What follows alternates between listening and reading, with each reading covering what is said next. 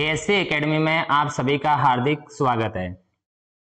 दोस्तों, हमारा जो टॉपिक चल रहा है वो टॉपिक चल रहा है 1857 की क्रांति, भारत का पहला स्वतंत्रता संग्राम।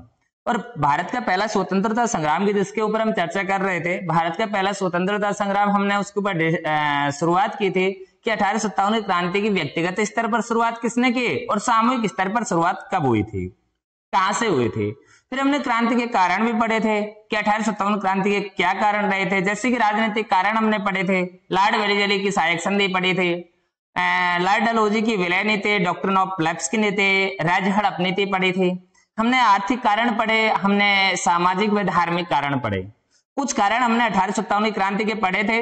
आज हम जो अगला कारण है उसके ऊपर चर्चा करते हैं, कौन कौन से कारण रहे थे 1857 की क्रांति के ऊपर कि 1857 की क्रांति करनी पड़ी, भारत का पहला स्वतंत्रता संग्राम क्यों हुआ। तो उसका जो अगला कारण है हमारा, एक हम अगला जो कारण ले रहे हैं वो हमारा कारण है सैनिक कारण। 1857 की क्रांति का अगला कारण कौन सा कारण है? सैनिक कारण। ऐसा कारण है सैनिक कारण।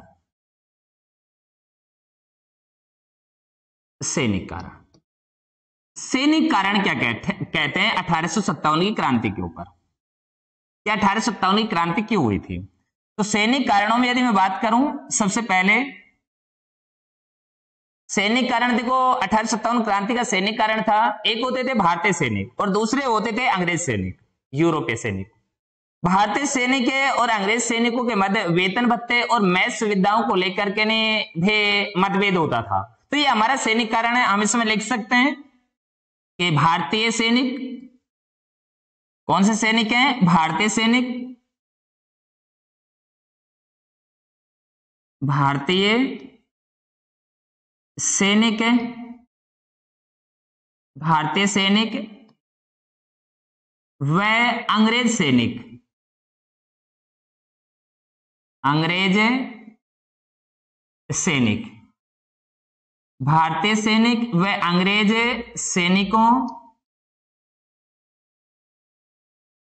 सैनिकों के मध्य, भारतीय सैनिक व अंग्रेज सैनिकों के मध्य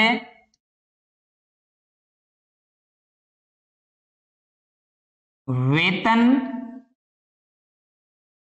भत्ते व मेस सुविधाएं, मेस सुविधाओं को लेकर मतभेद होते थे। यानी कहने की बात यह है, अगर भारत का कोई एक बड़ा ऑफिसर है और एक अंग्रेजी यानी कोई रंगरूट भी है, कोई छोटा से छोटा ऑफिसर है, तो उस छोटे से रंगरूट को भी भारतीय अगर कोई अधिकारी है, बड़ा अधिकारी है, उससे भी अधिक वेतन दिया जाता था। तो इस बात को लेकर भारतीय सैनिकों के मन में असंतोष की भावनाएं थी। अब हमारा जो अगला कारण चलता है, वो अगला कारण हमको मिलता है 1857 की क्रांति का तात्कालिक कारण है। कौन सा कारण है? तात्कालिक कारण। तात्कालिक कारण कि तात्कालिक कारण क्या था? तात्कालिक कारण 1857 की क्रांति का तात्कालिक कारण क्या रहा था कि उस समय 1857 की क्रांति क्यों हुई, उस समय क्या कारण बने थे। ठीक है, ये जितने भी हमने कारण पढ़े, सहायक संधि की नीति पढ़ी जैसे राजनीतिक कारणों में, या हमने बात की सामाजिक आर्थिक कारण, सामाजिक व धार्मिक कारण, आर्थिक कारण पढ़े, प्रशासनिक कारण पढ़े, सैनिक कारण पढ़े। तो उस समय क्या कारण रहे थे कि उसी समय 1857 की क्रांति फैली थी। कि तात्कालिक क्या कारण थे? तो तात्कालिक कारणों में यदि हम बात करें, नई एनफील्ड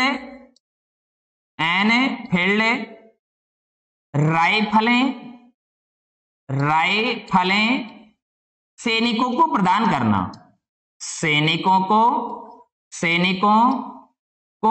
प्रदान करना, नई एनफील्ड राइफलें सैनिकों को प्रदान करना, जिनके कारतूसों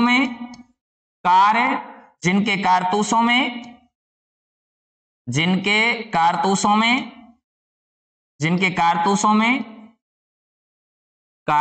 में गाय व सुअर की चर्बी का प्रयोग किया गया। प्रयोग होना यानी ये तात्कालिक कारण थे कि जो सैनिक थे, भारतीय सैनिक, उनको नई एलिफेंट राइफलें प्रदान की गई जिनके कारतूसों में गाय और सुअर की चर्बी का प्रयोग किया गया था। गाय में सुअर की चर्बी का प्रयोग किया गया था इस बात को लेकर, जैसे कि मंगल पांडे ने व्यक्तिगत स्तर पर शुरुआत की थी। इसको लेकर के ने मंगल पांडे की यदि मैं बात करूं कि व्यक्तिगत स्तर पर शुरुआत की थी, व्यक्तिगत स्तर पर शुरुआत की थी। शुरुआत व्यक्तिगत स्तर पर शुरुआत की थी। किसने की थी? मंगल पांडे ने की थी। मंगल पांडे ने, जैसे मैंने पिछली क्लास में बताया, 29 मार्च 1857 को बैरकपुर छावनी से की थी। दो अंग्रेज अधिकारी लेफ्टिनेंट ह्यूसन व लेफ्टिनेंट बाग को गोली से उड़ा दिया। जबकि सामूहिक स्तर पर शुरुआत, सामूहिक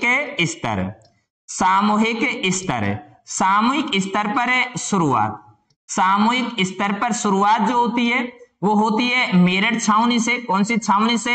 मेरठ छावनी से सामूहिक स्तर पर शुरुआत होती है। कब होती है? 10 मई 1857 को। 10 मई 1857 को इस क्रांति की सामूहिक स्तर पर शुरुआत होती है और देश के विभिन्न हिस्सों में फैल जाती है। मेरठ की छावनी सामूहिक स्तर पर शुरुआत होती है और देश के विभिन्न भागों में फैल जाती है। अब कहां पर 1857 की क्रांति फैली, उन केंद्रों के बारे में आप चर्चा करते हैं कि वो कौन कौन से केंद्र हैं जहां पर 1857 की क्रांति की शुरुआत हुई थी यानी फैली थी। जैसे हमने बात की, व्यक्तिगत स्तर पर बैरकपुर छावनी से शुरुआत होती है। बैरकपुर छावनी से जो शुरुआत होती है वो 29 मार्च 1857 को होती है। व्यक्तिगत स्तर पर मंगल पांडे ने की थी। और सामूहिक स्तर पर जो शुरुआत करने वाला व्यक्ति है उसका नाम है, सामूहिक स्तर पर जो शुरुआत होती है वो कहां से होती है? मेरठ छावनी से होती है। कब होती है? 10 मई 1857 को होती है। और जैसे कि देश के विभिन्न हिस्सों में क्रांति फैल गई। तात्कालिक कारणों में हमने बात की थी, गाय व सुअर की चर्बी लगे कारतूसों का प्रयोग होना, सैनिकों को नई एनफील्ड राइफलें प्रदान करना। ठीक है, तो कौन कौन से क्षेत्र थे, कहां पर एक क्रांति फैली थी, तो उनको देखते हैं हम। ठीक है, एक तरफ को हम लिखते हैं केंद्र, एक तरफ को हमने क्या लिखा है? केंद्र, और दूसरी तरफ को हम लिखते हैं नेतृत्वकर्ता।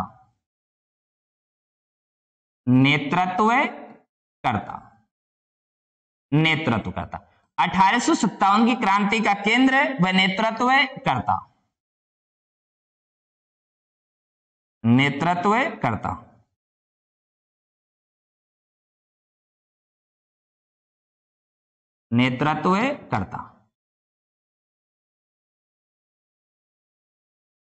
केंद्र, एक तरफ को क्या लिखे हैं? केंद्र, दूसरी तरफ को कौन लिखा है? नेतृत्वकर्ता।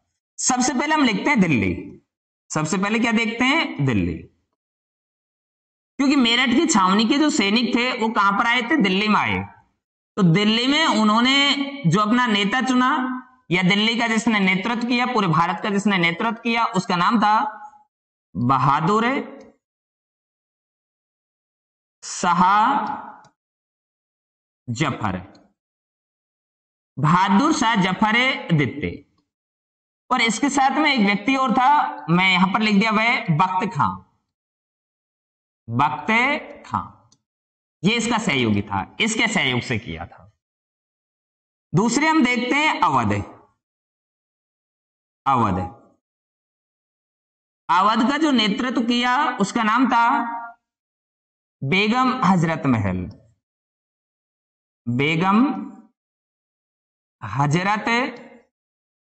महल। वह इसका पुत्र बिजरिस कादिर।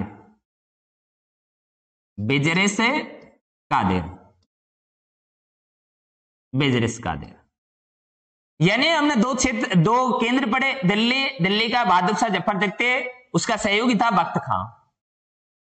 अवध की बात करें, बेगम हजरत महल, उसका अल्पायु छोटा बच्चा, छोटा पुत्र जिसका नाम था बिजरिस कादिर, इसको राजा बनाया, इसको लेकर क्रांति की। तीसरा हम देखते हैं कानपुर। क्या देखा हमने? कानपुर। कानपुर, कानपुर में कौन था? नाना साहब। नाना साहब, नाना साहब, नाना साहब। इसका सहयोगी था तात्या टोपे। तात्या टोपे, तात्या टोपे। नाना साहब, तात्या टोपे, नाना साहब धोंदूपंत। एक हम बात करते हैं झांसी। इसकी बात की है झांसी। झांसी का नेतृत्व किसने किया? झांसी का नेतृत्व किया था लक्ष्मीबाई ने। लक्ष्मीबाई, लक्ष्मीबाई। झांसी का नेतृत्व करने वाला कौन था? लक्ष्मीबाई। लक्ष्मीबाई ने किया। झांसी का लक्ष्मीबाई ने, कानपुर का नाना साहब तात्या टोपे ने। देखो, कानपुर में नाना साहब तात्या टोपे पराजित होते हैं, इधर से झांसी से लक्ष्मीबाई पराजित हुई, और ये कहां पर आते हैं? ग्वालियर में। तो अगला केंद्र हमारा कौन सा मिल गया हमको? ग्वालियर। ग्वालियर, ग्वालियर में कौन है? इधर से आती है लक्ष्मीबाई। लक्ष्मीबाई, लक्ष्मीबाई। वह इनका गुरु आता है जिसका नाम क्या है? तात्या टोपे। तात्या टोपे, तात्या टोपे। यानी लक्ष्मीबाई और तात्या टोपे दोनों के दोनों आते हैं ग्वालियर में, तो ग्वालियर का नेतृत्व करते हैं लक्ष्मीबाई और तात्या टोपे। अब हमारे पास में एक बच रहा है इलाहाबाद। क्या बचा है? इलाहाबाद। इलाहाबाद, इलाहाबाद। इलाहाबाद में कौन है जो नेतृत्व कर रहा है 1857 क्रांति का? उसका नाम है लियाकत अली। लियाकत अली। कौन मिला है आपको? लियाकत अली। लियाकत अली। इलाहाबाद में कौन मिल गया है? लियाकत अली। ग्वालियर में कौन मिला है आपको? लक्ष्मीबाई, तात्या टोपे। झांसी में कौन मिला है? लक्ष्मीबाई। कानपुर में कौन मिला है? नाना साहब व तात्या टोपे। अवध में कौन मिला है आपको? बेगम हजरत महल। दिल्ली में कौन है? बहादुर शाह जफर द्वितीय। ठीक है, फैजाबाद है एक और लिया हमने। क्या लिया है? फैजाबाद। फैजाबाद, फैजाबाद। फैजाबाद का कौन था? मौलवी अहमदुल्ला। मौलवी अहमदुल्ला, अहमदुल्ला, अहमदुल्ला। मौलवी अहमदुल्ला। मौलवी अहमदुल्ला को अंग्रेजों ने क्रांति का सर्वश्रेष्ठ सेना नायक चुना था, और इसको पकड़ने के लिए 50,000 के इनाम की घोषणा भी की हुई थी। तो क्रांति का जो सर्वश्रेष्ठ सेनानायक अंग्रेजों ने अगर किसी को चुना तो किसको चुना था? फैजाबाद के मौलवी अहमदुल्ला को चुना था। ठीक है, आगे देखते हैं आगे कौन कौन से थे। यानी अगला हमारा केंद्र आता है, वो आता है बरेली। कौन सा आया है? बरेली। बरेली, बरेली का हमारे पास में खान बहादुर खान। खान बहादुर खान। खान बहादुर खान। खान बहादुर खान जो थे वो कहां पर नेतृत्व किया है? बरेली। एक और देखते हैं, हमारे पास में आता है आरा। आरा, आरा कहां पर है? बिहार में। आरा कहां पर है? बिहार। तो इसका नेतृत्व किसने किया था? कुंवर सिंह। कुंवर सिंह, कुंवर सिंह। इसे कहा जाता है बिहार का शेर। इसे क्या कहा जाता है? बिहार का शेर। देखिए, अब हमारे पास में एक तरफ को हमने क्या कहा था? क्रांति का नेतृत्व किसने किया? कहां पर क्रांति फैली? जैसे मैंने बात की थी कि व्यक्तिगत स्तर पर शुरुआत 29 मार्च 1857 को बैरकपुर छावनी से होती है, और 10 मई 1857 को मेरठ की छावनी से होती है। 10 मई के बाद में क्रांति पूरे देश के विभिन्न हिस्सों में फैली। तो कहां पर फैली? हमने कुछ केंद्र लिखे हैं जिनको एग्जामिनर अक्सर पूछता है। दिल्ली का नेतृत्व किसने किया? बहादुर शाह जफर द्वितीय ने। उसका सहयोगी था बख्त खां, जो उसका सेनापति था। अवध का किसने किया? तो अवध का जो किया, अवध का करने वाला था बेगम हजरत महल। उसका पुत्र बिजरिस कादिर। ठीक है, फिर आपको याद करना है कानपुर का किसने किया? कानपुर का किसने किया? कानपुर का करने वाला आपको मिला है नाना साहब व तात्या टोपे। झांसी का लक्ष्मीबाई। दोनों बाद में आते हैं ग्वालियर में। ग्वालियर में एक है रानी लक्ष्मीबाई, दूसरा उसका गुरु जिसका नाम है तात्या टोपे। तात्या टोपे। फिर हमने लिखा है कि अगला हमारे पास इलाहाबाद। इलाहाबाद का लियाकत अली है। इलाहाबाद का कौन है? लियाकत अली है। फैजाबाद का मौलवी अहमदुल्ला है। बरेली की यदि हम बात करें तो बरेली का हमको कौन मिला है यहाँ पर? बरेली का खान बहादुर खान, खान बहादुर है खान। और यदि हम बात करें लास्ट में हमने लिखा है आरा, आरा जो बिहार में, वहां का कौन मिला है? कुंवर सिंह, जिसे कहा जाता है बिहार का शेर। ये हमारे क्रांति के कुछ केंद्र है और उनके नेतृत्वकर्ताओं के बारे में हमने बात की। अब हम बात करेंगे क्रांति कहां से, कैसे कैसे, कौन कौन से क्षेत्रों में फैली और उन्हें क्रांति का नेतृत्व किसने किया, क्या वहां पर बातें हुई थी और उस विद्रोह को दबाने वाला व्यक्ति कौन है। तो हम सबसे पहले बात करेंगे, ठीक है, सबसे पहले हम बात करते हैं मेरठ छावनी। कौन सी छावनी है? मेरठ है छावनी, मेरठ छावनी, मेरठ छावनी, पहली छावनी। कौन सी छावनी है? मेरठ छावनी, मेरठ छावनी। देखिए यहां पर विद्रोह की शुरुआत कब होती है? विद्रोह, यहां पर हमने लिखा विद्रोह कब हुआ है? 10 मई। विद्रोह कब हुआ है? 10 मई।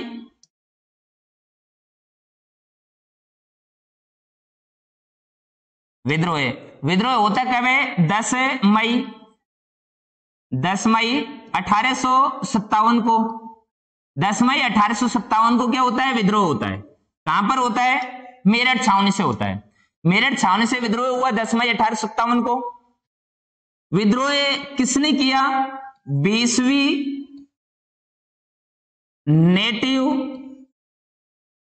नेटिव इन्फेंट्री के सैनिकों ने किया। 20वीं नेटिव इन्फेंट्री व 3 एलसी सैन्य टुकड़ी ने, सैन्य टुकड़ी, सैन्य टुकड़ी ने, ये जो सैन्य टुकड़ी थी 3 एलसी सैन्य टुकड़ी, ये पैदल थी। 3 पैदल सैन्य टुकड़ी ने किया था। 3 पैदल एलसी सैन्य टुकड़ी ने विद्रोह किया। 20वीं नेटिव इन्फेंट्री के सैनिकों ने विद्रोह किया। कब किया? 10 मई 1857 को। इन्होंने छावनी को लूटा और ये दिल्ली की ओर चले। विद्रोह, विद्रोह करके दिल्ली की ओर चले, दिल्ली की ओर चले। कहां की ओर चले थे? दिल्ली। तथा 11 मई 1857 को दिल्ली पहुंचकर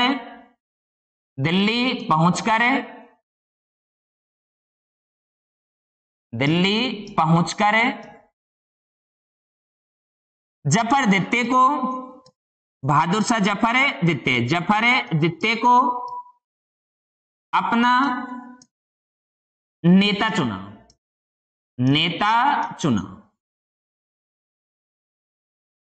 यानी कि 10 मई 1857 को मेरठ छावनी से विद्रोह हुआ। किसने किया? 20वीं नेटिव इन्फेंट्री 3 एलसी पैदल सैन्य टुकड़ी ने यह विद्रोह किया और यहां से इस छावनी को लूटा। यहां पर विद्रोह करके कहां की ओर चल दिए? दिल्ली की ओर चल दिए। 11 मई को ये दिल्ली पहुंचते हैं। वहां पर पहुंचकर बहादुर शाह जफर दित्ते को पुनः भारत का सम्राट घोषित करते हैं और 1857 की क्रांति का नेतृत्वकर्ता चुनते हैं। ठीक है, अब देखो क्या होता है। अब यहां पर विद्रोह हुआ तो यहां से विद्रोह हमने अभी बात की है कि आया कहां पर है? दिल्ली में। यहां से विद्रोह कहां की ओर आया है? दिल्ली की ओर आया है। यहां पर जो विद्रोह आया वो कहां पर आया है? दिल्ली की ओर आया। तो हम जो अगला विद्रोह पढ़ेंगे वो कहां का पढ़ेंगे? दिल्ली। ठीक है, अब देखते हैं दिल्ली में क्या होता है। कहां? दिल्ली, दिल्ली। तो दिल्ली का पहली बात तो आपको यह याद करना है कि नेतृत्वकर्ता कौन मिला है? नेतृत्वकर्ता, बेटा मैंने थोड़ी देर पहले ही बताया नेतृत्वकर्ता जिसका नाम मिला है बहादुर शाह जफर दित्ते। मैं यहां पर लिख रहा हूं जफर दित्ते। इसका सहयोगी एक बंदा मिला था, उसका नाम था बख्त खां। क्या मिला है? बख्त खां, बख्त खां। भैया जफर दित्ते बेचारा बुढ़ा व्यक्ति है, तो उसने जो ये विद्रोह किया है किसके नेतृत्व में किया था? बख्त खां के। नाम चला था जफर दित्ते का, बहादुर शाह जफर दित्ते का। ठीक है, अब देखो होता क्या है। यानी सितंबर यानी 1858 में जफर दित्ते ने अंग्रेज अधिकारी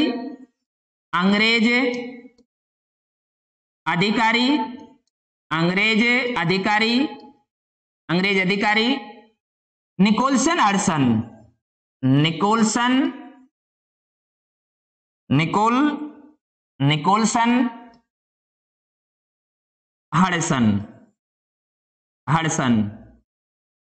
के सामने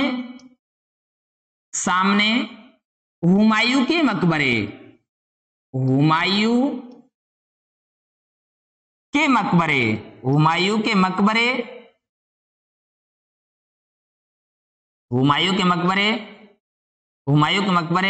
पर आत्मसमर्पण कर दिया।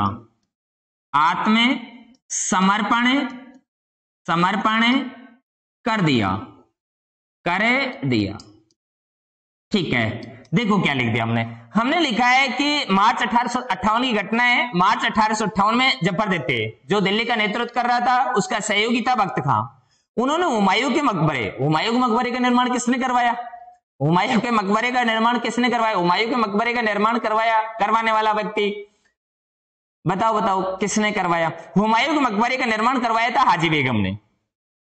हुमायूं के मकबरे का निर्माण किसने करवाया था? हाजी बेगम ने।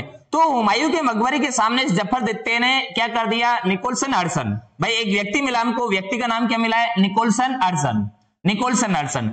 इस हडसन के सामने आत्मसमर्पण कर दिया। किसके सामने आत्मसमर्पण किया है? हडसन के सामने आत्मसमर्पण कर दिया। अब बेचारा कौन है, क्या नाम मिला हमको? जफर दित्ते, बहादुर शाह जफर दित्ते। इसको बेचारे को बंदी बना लिया, और बंदी बनाकर इसको जिस व्यक्ति ने आत्मसमर्पण कर दिया उसको बंदी बनाया। अंग्रेज उसको लेकर के कहां लेकर के जा रहे हैं? रंगून जेल। कहां ले गए? रंगून जेल ले गए। रंगून जेल कहां पर है? बर्मा में। अब देखो वहां पर क्या होता है, यानी मैं यहां पर लिखता हूं, जफर दित्ते को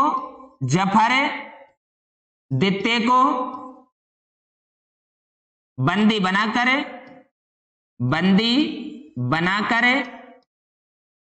बनाकर रंगून जेल, ठीक है, कौन सी जेल है? रंगून जेल। कौन सी जेल है? रंगून जेल। और रंगून जेल है कहां पर है? बर्मा। रंगून जेल कहां पर है? बर्मा। रंगून जेल कहां पर है? बर्मा। आज हम क्या बोलते हैं? म्यांमार। रंगून जेल भेज दिया। कौन सी जेल भेज दिया है? रंगून जेल। और वहीं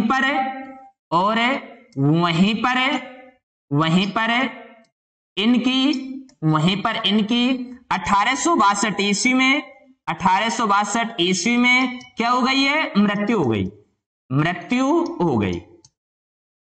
1862 ईस्वी में क्या हो गई? मृत्यु हो गई। ठीक है, देखिए आप 1800 हमने बात की, कौन सी छावनी की बात की? दिल्ली छावनी की। सॉरी, कहां की बात की? दिल्ली की। नेतृत्वकर्ता कौन मिला है हमको? बहादुर शाह जफर दित्ते। सहयोगी कौन है? बख्त खां। मार्च 1858 में जो निकोलसन हडसन था उसके सामने जफर दित्ते ने आत्मसमर्पण कर दिया। आत्मसमर्पण किया, कहां पर किया? एग्जाम में पूछेगा कहां पर किया? हुमायूं के मकबरे से किया। अंग्रेजों ने बंदी बनाकर कहां भेज दिया? कौन सी जेल भेज दिया? Rangoon jail. रंगून जेल बोले तो कहां पर है? बर्मा में। प्रेजेंट की बात करें म्यांमार में। और वहीं पर इनकी क्या हो गई है? मृत्यु हो गई है। अब वहीं पर इसको दफनाया गया। कहां पर दफनाया गया था इस जफर दित्ते को? बर्मा में। तो इसके बारे में एक पंक्ति मिलती है हमको, एक पंक्ति मिलती है इनके बारे में, और कहा जाता है कि जफर दित्ते इतना बदनसीब है कि उसे दफनाने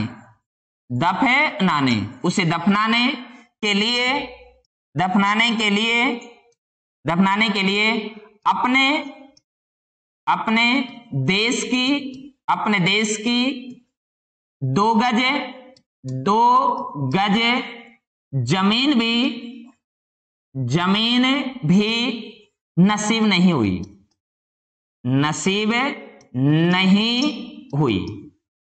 अपने देश की 2 गज जमीन भी नसीब नहीं हुई। चलिए, ये जफरदत्ते के बारे में कहा जाता है कि जफरदत्ते इतना बदनसीब है कि उसे दफनाने के लिए अपने देश की 2 गज जमीन में नसीब नहीं हुई। ये हमारी देखो दिल्ली भी हुई। हमने 2 को पढ़ा है, एक मेरठ को पढ़ा, दूसरे किसको पढ़ा है, दिल्ली को पढ़ा है।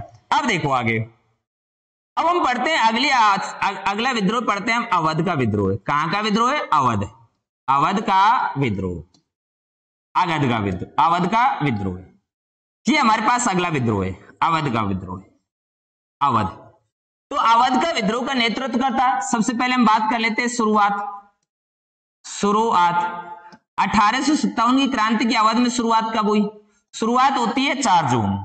कब होती है? 4 जून, 4 जून, 4 जून 1857, 4 जून 1857 की को अवध में शुरुआत होती है। इसका नेतृत्व किसने किया है? नेतृत्व तो हमको नेतृत्वकर्ता भी याद करना है। जैसा मैं पहले बता चुका हूं आपको कि नेतृत्वकर्ता कौन है? बेगम हजरत महल है, बेगम हजरत महल, बेगम हजरत महल। वह उनका पुत्र है बिजरिस कादिर, बिजरिस कादिर। इनका यहां पर साथ भी दिया था, मौलवी अहमदुल्लाह ने कुछ साथ भी दिया था जो फैजाबाद का था। तो नेतृत्वकर्ता हमको मिले बेगम हजरत महल, उनका पुत्र बिजरिस कादिर। मैंने ये चीज पहले बताई थी कि बेगम हजरत महल ने अपना जो पुत्र था बिजरिस कादिर, उसको, जो छोटा बच्चा था, उसको अपना राजा बनाया और उसको लेकर विद्रोह किया, क्योंकि अंग्रेजों ने यहां पर कुप्रशासन का आरोप लगाकर अवध को हड़पा था। मैंने पहले भी कहा था कि अवध को कुप्रशासन के आधार पर हड़पा था, लॉर्ड डलहौजी की राज हड़प नीति के तहत। तो यहां पर बेगम हजरत महल बिजरिस कादिर ने इसका नेतृत्व किया था। विद्रोह हुआ था 4 जून 1857 को। ठीक है, प्रश्न आता है विद्रोह को दबाया किसने? विद्रोह दबाया, किसने दबाया था? विद्रोह को किसने दबाया? तो विद्रोह को दबाने वाला शख्स है कोलिन कैंपबले।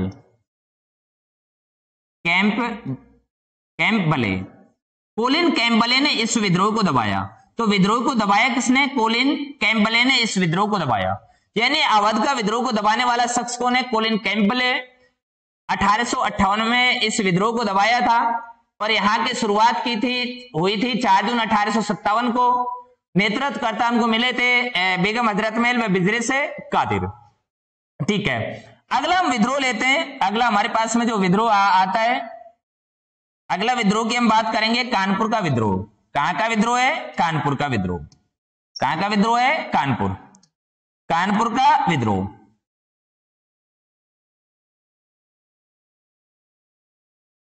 कानपुर का विद्रोह, कहां का विद्रोह आया? कानपुर का विद्रोह, कानपुर का विद्रोह। पहले हम बात करते हैं कानपुर का विद्रोह की शुरुआत कब होती है? कानपुर के विद्रोह की शुरुआत होती है 5 जून 1857। 5 जून 1857 को कानपुर के विद्रोह की शुरुआत होती है। कानपुर के विद्रोह का नेतृत्वकर्ता कौन है?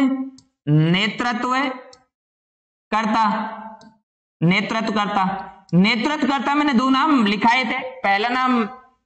पहला नाम जो हमने बताया था, पहला नाम किसका बताया था हमने? बताओ। तो पहला नाम जो हमने बताया वो किसका बताया था? नाना साहब, पेशवा बाजीराव द्वितीय का दत्तक पुत्र। नाना साहब जिसे धोंडू पंत भी कहा जाता है। क्या कहा जाता है? धोंडू पंत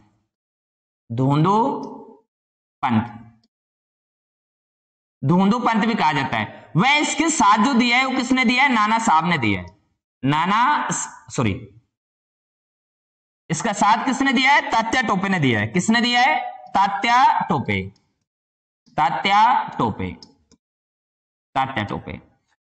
टोपे ने नाना साहब का साथ दिया। कहां पर दिया? कानपुर में दिया। इस विद्रोह को दबाया किसने? विद्रोह दबाया।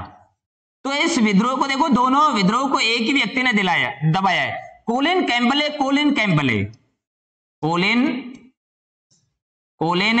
कैंपबले कोलिन कैंपबेल ने, यानी कि अवध का विद्रोह भी कोलिन कैंपबेल ने दबाया और कानपुर का विद्रोह भी किसने दबाया? कोलिन कैंपबेल ने दबाया। दोनों विद्रोह को कोलिन कैंपबेल ने दबाया। कानपुर का विद्रोह नाना साहब और तात्या टोपे पराजित होते हैं, नाना साहब भागकर नेपाल चले जाते हैं। नाना साहब के बारे में एक पंक्ति मिलती है, जब तक मैं जीवित हूं मेरे शरीर में जब तक प्राण है तब तक मेरे और अंग्रेजों के बीच में ये युद्ध निरंतर चलता रहेगा। चाहे मुझे फांसी दे दो, चाहे मुझे कुछ भी दे दो, लेकिन मुझे हर कंडीशन में किसी भी शर्त पर यह मंजूर नहीं कि मैं अंग्रेजों की अधीनता को स्वीकार करूं, अंग्रेजों के शासन को मानूं। मेरे और अंग्रेजों के बीच में ये युद्ध निरंतर ही चलता रहेगा। ठीक है, अब देखो हमने कितने पढ़े। हमने पढ़ा मेरठ पढ़ा, हमने पढ़ा दिल्ली पढ़ा, हमने मेरठ भी पढ़ा, हमने दिल्ली भी पढ़ा, हमने अवध पढ़ा और हमने क्या पढ़ा? कानपुर पढ़ा। अब अगला विद्रोह की हम बात करते हैं, अगला विद्रोह, और वो हम देखते हैं झांसी।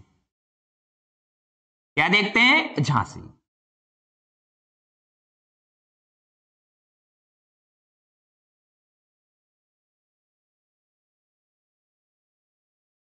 झांसी का विद्रोह,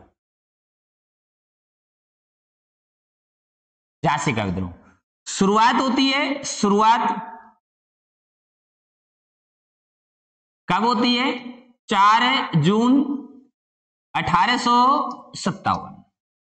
ठीक है, 4 जून 1857। नेतृत्व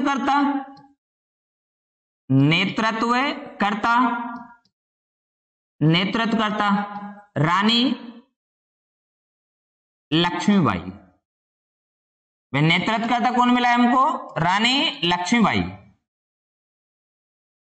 रानी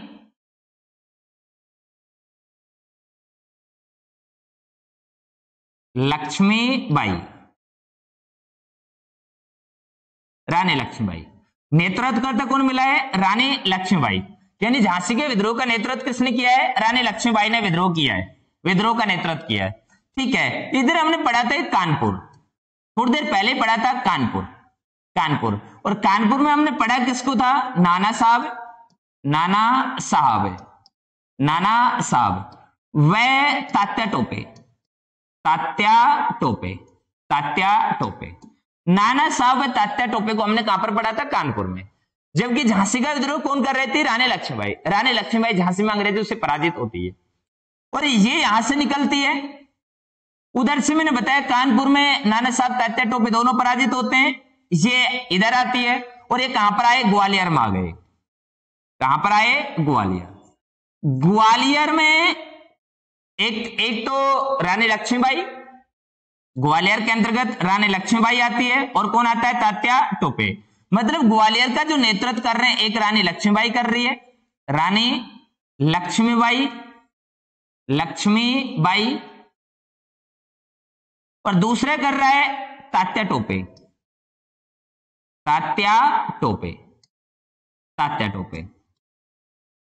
यानी ग्वालियर का नेतृत्व करता हमको कौन कौन मिल गए? रानी लक्ष्मीबाई और तात्या टोपे, ये ग्वालियर का नेतृत्व कर रहे थे। होता यह है कि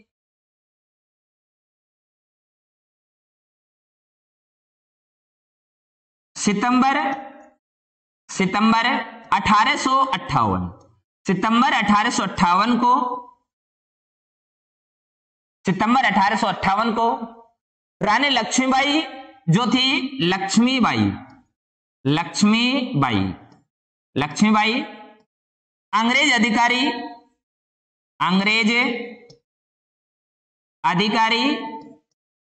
अधिकारी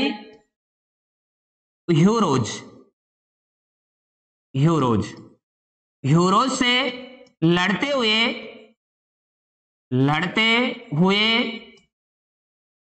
वीर गति को प्राप्त हुई।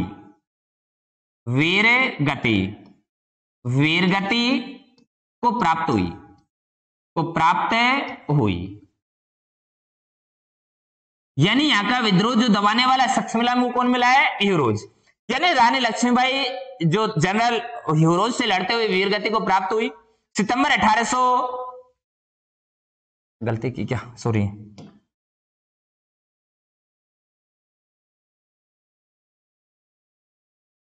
1858 है ना, कि सितंबर 1858 को रानी लक्ष्मीबाई अंग्रेज अधिकारी जनरल ह्यूरोज से लड़ते हुए वीरगति को प्राप्त हुई।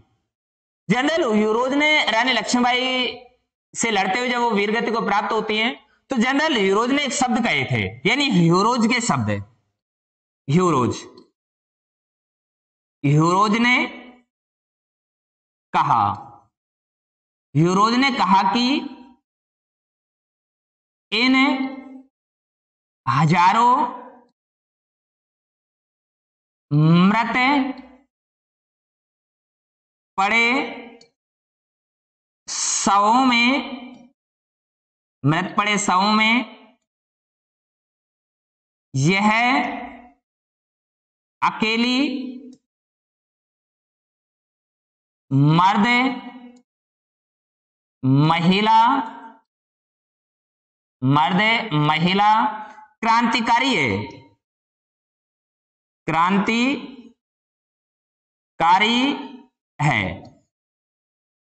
यानी इन हजारों मृत पड़े शवों में अकेली मर्द महिला क्रांतिकारी अगर किसी को कहा तो किसको कहा था? रानी लक्ष्मीबाई को कहा था। किसने कहा था? जनरल ह्यूरोज ने कहा था। तो हमको यह भी याद रखना है कि झांसी का विद्रोह की शुरुआत होती है 4 जून 1857 को होती है। नेतृत्व किसने किया? रानी लक्ष्मीबाई ने। कानपुर हम पहले डिस्कस कर चुके थे, नाना साहब तात्या टोपे, वहां से वो पराजित, इधर से ये कहां पर आते? ग्वालियर में आते हैं। रानी लक्ष्मीबाई तात्या टोपे ग्वालियर का नेतृत्व करते हैं। सितंबर 1858 को रानी लक्ष्मीबाई अंग्रेज अधिकारी जनरल ह्यूरोज से लड़ते हुए वीरगति को प्राप्त होती हैं और जनरल ह्यूरोज को भी कहना पड़ा इन हजारों लाखों मृत पड़े शवों में अकेली महिला मर्द क्रांतिकारी है। किसके बारे में कहे थे शब्द? रानी लक्ष्मीबाई के बारे में कहे थे। किसने कहा था? यह भी याद रखना है। किसने कहा था? ह्यूरोज ने कहा था। ठीक है, अब हमने ये भी पढ़े 1857 की क्रांति के, देखो हमने कारण पढ़े 1857 की क्रांति कहां पर फैली? दिल्ली बहादुर शाह जफर द्वितीय पढ़ा हमने, कानपुर नाना साहब तात्या टोपे पढ़े हमने, झांसी लक्ष्मीबाई पढ़े, ग्वालियर रानी लक्ष्मीबाई और तात्या टोपे पढ़े, अवध बेगम हजरत महल बिजलिस कादिर पढ़ा, फैजाबाद मौलवी अहमदुल्लाह पढ़ा, इलाहाबाद लियाकत अली पढ़ा, बरेली खान बहादुर खान पढ़ा, आरा कुंवर सिंह पढ़ा जिसे बिहार का शेर कहते हैं। कहां पर ये क्रांति कैसे हुई ये भी पढ़ी। अब हम देखते हैं 1857 की क्रांति के परिणाम क्या निकले। भैया कोई तो परिणाम रहे होंगे ना 1857 की क्रांति के, तो 1857 के हमको क्रांति के क्या पढ़ने? परिणाम पढ़ने। ठीक है, हम देखते हैं क्रांति के परिणाम। क्रांति के परिणाम, क्रांति की क्या पढ़ना है हमको? परिणाम।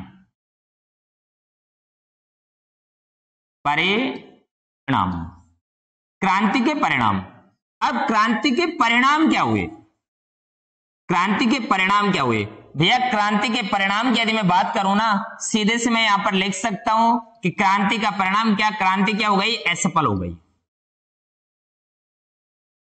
क्रांति असफल हो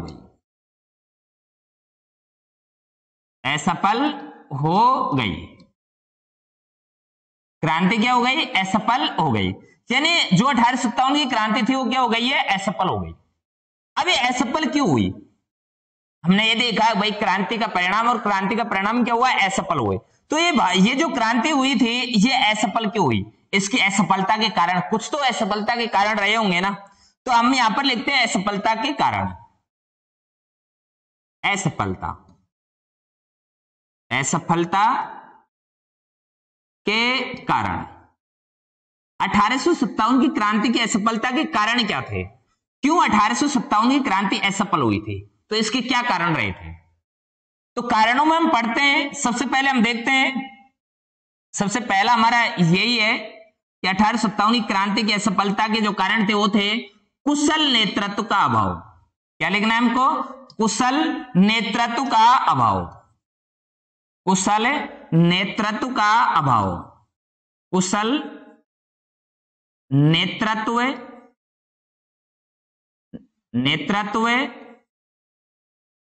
का अभाव। कुशल नेतृत्व का अभाव यानी हमारे पास में कुशलता की कमी थी, कोई नेतृत्व करता कुशल नहीं था। देखो क्रांति की निर्धारित तिथि जैसे कि आपको पता है 31 मई 1857 को निर्धारित की गई थी, लेकिन सैनिकों में इतना आक्रोश फैल गया, इतना उत्साह फैल गया कि उन्होंने समय से पहले ये क्रांति कर दी। अगर ये पूरे देश में एक साथ एक क्रांति होती, कोई नेतृत्व करता एक मजबूत होता और वो क्रांति को एक निश्चित तिथि के अनुसार पूरे देश में फैलाता, तो निश्चित तौर पर हमारा देश 1857 की क्रांति, जो 1857 क्रांति हुई वो सफल होती और हमारा देश आजाद हो जाता। लेकिन हमारे पास में कुशल नेतृत्व का भाव था, कोई नेतृत्व करता मजबूत व्यक्ति नहीं था। क्योंकि एक कथन मिलता है हमको सेंट लॉरेंस का। किसका कथन मिलता है? Saint Lawrence. Saint Lawrence Saint Lawrence ने कहा था, सेंट लॉरेंस ने कहा था, सेंट लॉरेंस ने कहा था कि यदि कोई एक योग्य नेता होता, यदि कोई योग्य नेता होता तो हम यह युद्ध हमेशा के लिए हार जाते, हमेशा के लिए हार जाते। देख लो, अंग्रेजों ने खुद ने माना था कि अगर इनके पास में कोई कुशल नेतृत्व करता होता, कोई एक भी योग्य नेता होता, तो हमको ये युद्ध हमेशा के लिए हारना पड़ता। तो कुशल नेतृत्व का भाव था। दूसरा कारण देखते हैं, दूसरा कारण क्या है? दूसरा कारण देखते हैं हम कि दूसरा कारण हमको क्या मिलता है। दूसरा कारण मिलता है, अगला जो हमको कारण मिलता है वो मिलता है देसी राजा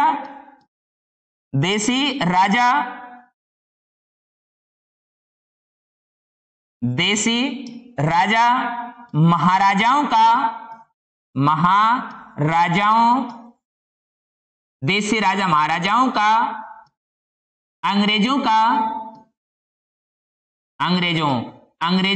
अंग्रेजों का साथ देना। ये लो, यानी दूसरा कारण हमको क्या मिलता है? जो देसी राजा महाराजा थे उन्होंने किसका साथ दिया था? अंग्रेजों का साथ दिया था। देसी राजा महाराजाओं ने अंग्रेजों का साथ दिया, उन्होंने भारतीय क्रांतिकारियों का साथ नहीं दिया। जैसा कि हमको एक कथन मिलता है, एक कथन इसके बारे में भी हमको मिलता है, वो कथन देखते हैं। कौन सा कथन मिलता है? लॉर्ड केनिंग ने कहा, लॉर्ड केनिंग ने कहा था कि यदि ग्वालियर का सिंधिया, एक मिनट,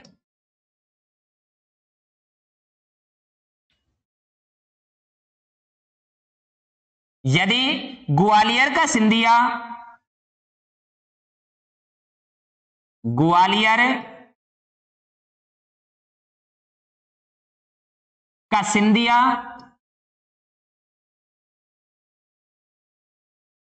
मेरा साथ नहीं देता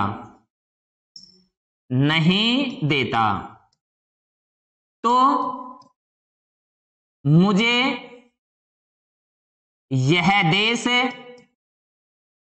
हमेशा के लिए छोड़ना पड़ता, हमेशा के लिए छोड़ना पड़ता। हमेशा इधर लिख देता हूं, है ना, हमेशा के लिए छोड़ना पड़ता। ये लो, देखो ये क्या कह रहा है, यानी कि लॉर्ड केनिंग भारत का जो वायसराय था, गवर्नर जनरल लॉर्ड केनिंग ने स्वयं ने कहा था, यदि ग्वालियर का सिंधिया मेरा साथ नहीं देता तो ये देश मुझे हमेशा के लिए छोड़ना पड़ता। और जबकि हमने ऊपर यही तो लिखा था कि देसी राजा महाराजाओं ने अंग्रेजों का साथ दिया, भारतीय क्रांतिकारियों का साथ नहीं दिया। देख लो, ग्वालियर का सिंधिया ने किसका साथ दिया? ग्वालियर का सिंधिया ने इस 1857 के स्वतंत्रता संग्राम में भारतीय क्रांतिकारियों का साथ ना देकर अंग्रेजों का साथ दिया। अब आगे देखते हैं क्या मिलता है हमको। अगला हमको एक और कारण मिलता है, भारतीयों भारतीय सैनिकों के पास, सैनिकों के पास अस्त्र शस्त्र अस्त्र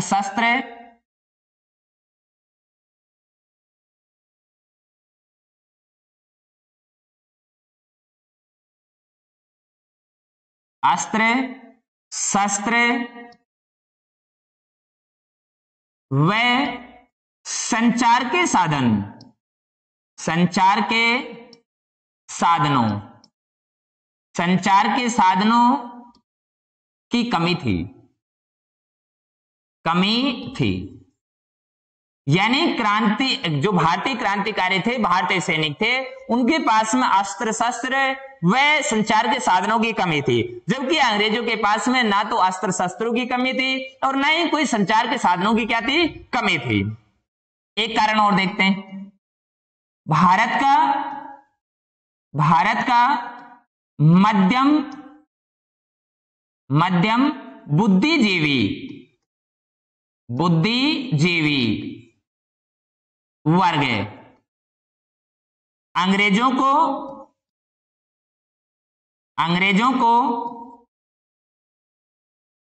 भगवान का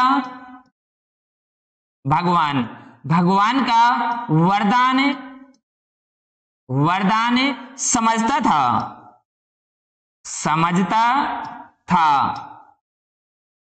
उन्होंने क्रांतिकारियों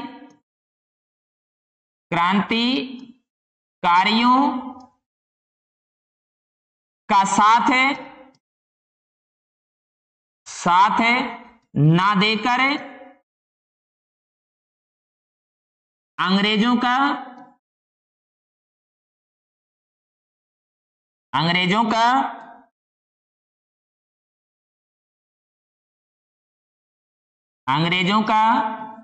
साथ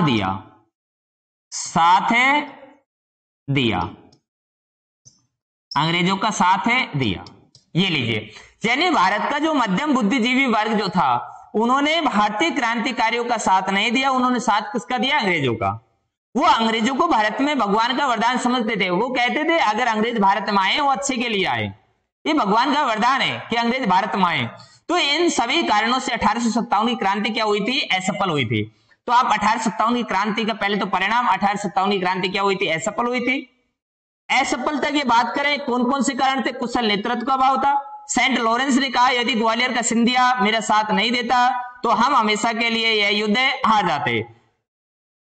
सेंट लॉरेंस ने कहा था यदि कोई एक भी योग्य नेता होता तो हम हमेशा के लिए हार जाते। देशी राजा महाराजाओं ने अंग्रेजों का साथ दिया, उन्होंने भारतीय क्रांतिकारियों का साथ नहीं दिया। इसके संबंध में लॉर्ड कैनिंग ने कहा यदि ग्वालियर का सिंधिया मेरा साथ नहीं देता तो मुझे देश हमेशा के लिए छोड़ना पड़ता। भारतीय सैनिकों के पास में अस्त्र शस्त्र संचार के साधनों की कमी थी, जबकि अंग्रेजों के पास में ना अस्त्र शस्त्र की कमी थी और ना संचार के साधनों की कमी थी। भारत का जो मध्यम बुद्धिजीवी वर्ग था वो अंग्रेजों को भगवान का वरदान समझता था। उन्होंने भारतीय क्रांतिकारियों का साथ ना देकर अंग्रेजों का क्या दिया, साथ दिया। ठीक है, देखो एक चीज और आप यहां पर नोट करना, एक बहुत अच्छा प्रश्न है कि क्रांति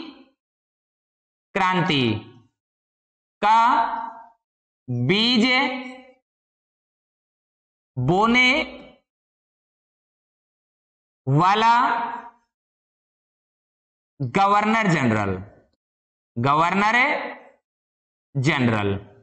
क्रांति का बीज बोने वाला गवर्नर जनरल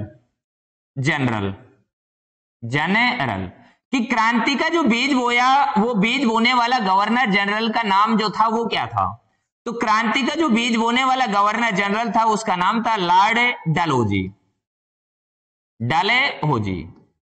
क्रांति का बीज बोने वाला गवर्नर जनरल आपको कौन मिला है, लॉर्ड डलहौजी। लॉर्ड डलहौजी जो थे वो क्रांति का बीज बोने वाले गवर्नर जनरल थे। जबकि 1857 की क्रांति के समय भारत का जो गवर्नर जनरल था, जबकि देखो अगला प्रश्न, एक प्रश्न ये भी बड़ा अच्छा प्यारा सा प्रश्न है, इसको भी थोड़ा देखना आप। क्रांति क्रांति के समय गवर्नर जनरल जो थे उनका नाम क्या था? उनका नाम था लॉर्ड कैनिंग। यानी क्रांति के समय जो गवर्नर जनरल है उसका नाम है लॉर्ड कैनिंग। जबकि क्रांति का बीज बोने वाला गवर्नर जनरल अगर कोई मिला है तो हमको कौन मिला है? लॉर्ड डलहौजी। बीज बोने वाला गवर्नर जनरल लॉर्ड डलहौजी, जबकि क्रांति के समय था लॉर्ड कैनिंग। तो ये आज की जो हमारी क्लास है उसको हम यहीं पर समाप्त करते हैं। आज हमने 1857 की क्रांति के कुछ कारण भी पढ़े थे, 1857 की क्रांति के केंद्र भी पढ़े थे, 1857 की क्रांति का परिणाम पढ़ा और 1857 की क्रांति के असफल होने के कारण क्या रहे थे ये पढ़ेंगे। कल जो अगली हमारी क्लास है उस अगली क्लास के अंतर्गत हम पढ़ने वाले हैं कि 1857 की क्रांति के बाद में क्या होता है। बेटा 1858 के एक्ट को पढ़ेंगे, पील आयोग पढ़ेंगे, रॉयल आयोग पढ़ेंगे उसके अंतर्गत। तो अंग्रेजों ने क्या किया 1857 की क्रांति के बाद? इलाहाबाद दरबार को पढ़ेंगे जो लॉर्ड कैनिंग ने लगाया। ठीक है, उनके बारे में हम विस्तृत चर्चा करेंगे अगली क्लास में। Thank you.